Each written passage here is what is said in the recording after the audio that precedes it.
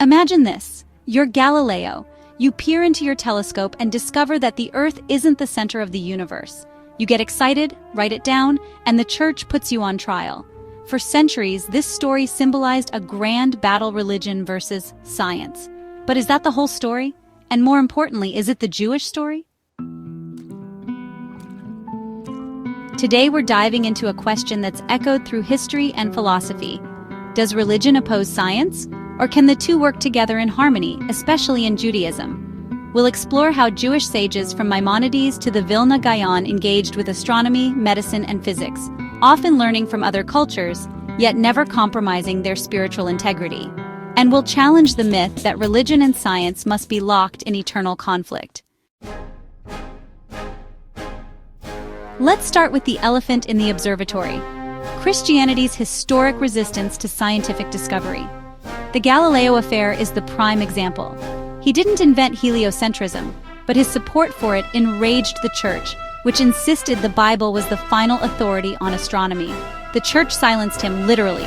This set the tone in Western culture. Science is rational, religion is dogma. But was this the Jewish approach? Not quite.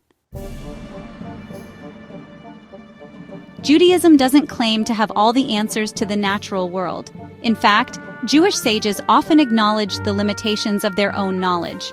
Rambam, Maimonides, admitted that the Talmudists weren't trained in the sciences and urged people to study nature through observation and reason.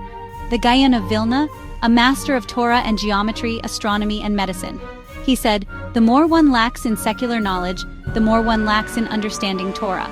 From Saadiah Gaon to Ibn Ezra, Jewish scholars actively engaged with Greek, Arab, and Roman thought. They didn't fear foreign wisdom, they filtered it. They embraced truth, no matter its origin, using the rule: accept the kernel, discard the shell.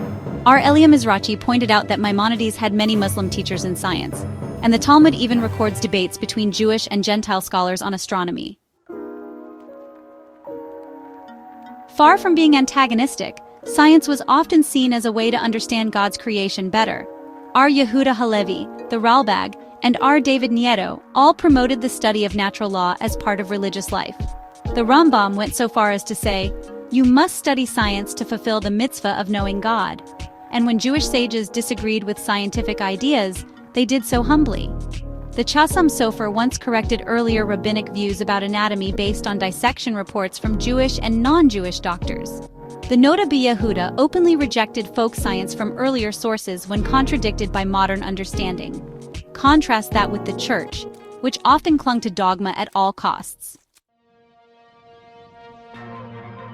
Judaism never saw science as a threat. Why?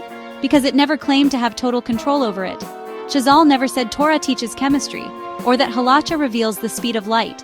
What they said was, science and Torah serve different purposes. One explores the how, the other the why. Rav Hirsch warned against twisting Torah to fit every new theory, but he also warned against rejecting scientific discovery out of fear. Torah isn't afraid of telescopes, and while science evolves, the Torah teaches us how to stay rooted. Together, they guide us, one toward the heavens, the other toward meaning. So, was there ever a war between religion and science in Judaism?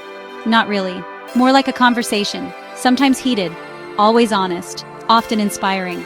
Because in Judaism, the pursuit of knowledge is a sacred act. And truth, all truth, is worth seeking. Thanks for watching. If this inspired you, hit that like button, subscribe, and drop your thoughts in the comments. Until next time, keep asking, keep learning, and never be afraid of the truth.